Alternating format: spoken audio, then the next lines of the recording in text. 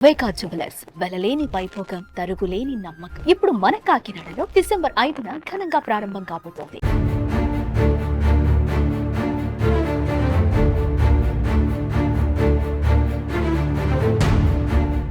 AP తెలంగాణలో తెల్లవారుజామునే భూమి ఇచ్చిన చిన్న జలక్కి జనం భయాందోళనకు గురయ్యారు.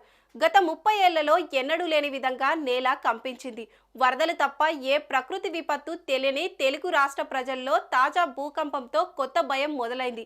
ఉన్నట్టుండి భూమి ఈ స్థాయిలో కంపించడానికి కారణం ఏమిటి? తెలుగు రాష్ట్రాల్లో ఎక్కడ రిస్క్ ఉంది? విశాఖ, విజయవాడ, హైదరాబాద్ సేఫేనా?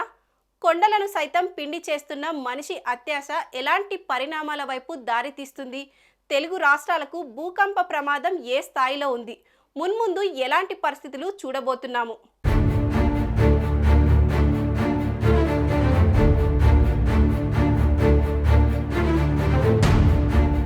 తెలంగాణలోని ములుగు జిల్లా ఐలవరం అడవిలో భూమి లోపల 40 కిలోమీటర్ల లోతున ఉదయం 7.27 నిమిషాలకి వచ్చిన 5.3 తీవ్రత గల భూకంపం ప్రమాదకరమైందే అని వాతావరణ అధికారులు తెలిపారు.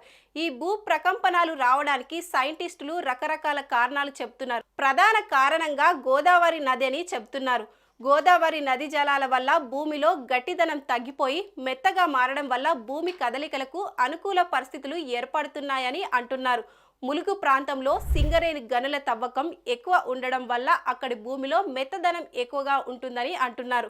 అందువల్ల భూకంప తరంగాలు వేగంగా వ్యాప్తి చెందేందుకు అనుకూల పరిస్థితులు భూమిలో ఏర్పడ్డాయని చెప్తున్నారు.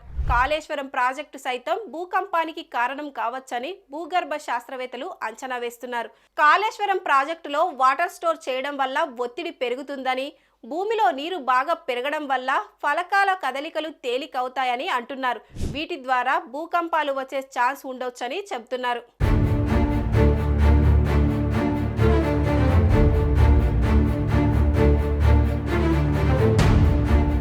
అటు ఏపీ విషయానికి వస్తే విజయవాడ, విశాఖపట్నం, జగ్గయ్యపేట, నందిగామ, ఏలూరు ప్రాంతాల్లో భూకంపం కనిపించింది. రాష్ట్రంలోని మరికొన్ని ప్రాంతాల్లో కూడా భూ ప్రకంపనాలు సంభవించాయి. భూమి కదలికలతో భయంతో వణికిపోయారు.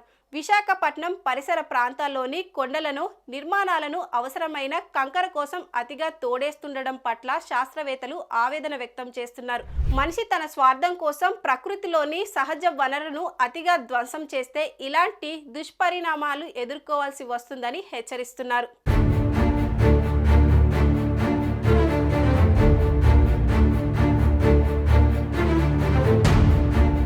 ఈసారి వచ్చిన భూకంపం కొంత ఆందోళన కలిగిస్తుంది. తెలంగాణతో పాటు ఏపీలో కూడా గత 30 ఏళ్లలో పెద్ద భూకంపాలేవీ రాలేదు. ముఖ్యంగా తెలంగాణలో ఏటా 3 నుంచి 4 తీవ్రత గల భూకంపం అరుదుగా వస్తుంటుంది. అయితే ఇది సర్వసాధారణమే అని అధికారులు తెలిపారు. గత 30 ఏళ్లలో 4.3 తీవ్రత వచ్చినదే పెద్ద భూకంపం అని, ఇప్పుడు ఏకంగా 5.3 తీవ్రత గల భూకంపం వచ్చింది కాబట్టి దీని విషయంలో అప్రమత్తంగా ఉండాల్సిన అవసరం కనిపిస్తోందని, ఆందోళన ఉందని వాతావరణ అధికారులు చెబుతున్నారు.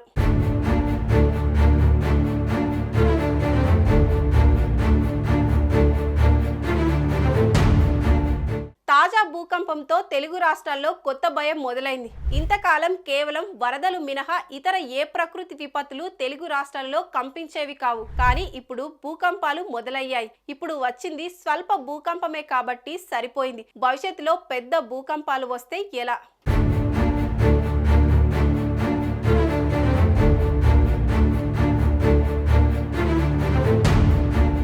భూకంప ప్రమాద తీవ్రతను బట్టి దేశాన్ని 4 జోన్లుగా విభజించారు. దక్షిణాది రాష్ట్రంలోని విజయవాడ, మచిలీపట్నం, నెల్లూరు, చెన్నై, బెంగళూరు, మంగళూరు, ముంబై జోన్ 3లో ఉన్నాయి.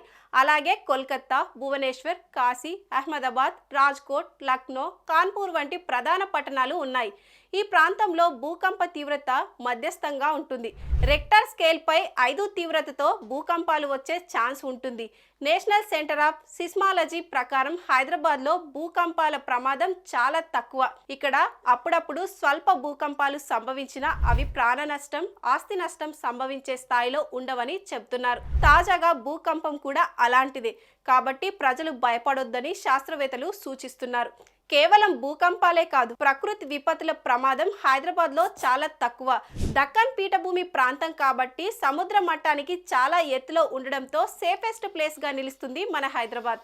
సుమన్ టీవీలో మీ పర్సనల్ అండ్ బిజినెస్ ప్రమోషన్స్ కోసం కింది నెంబర్కి కాంటాక్ట్ చేయండి.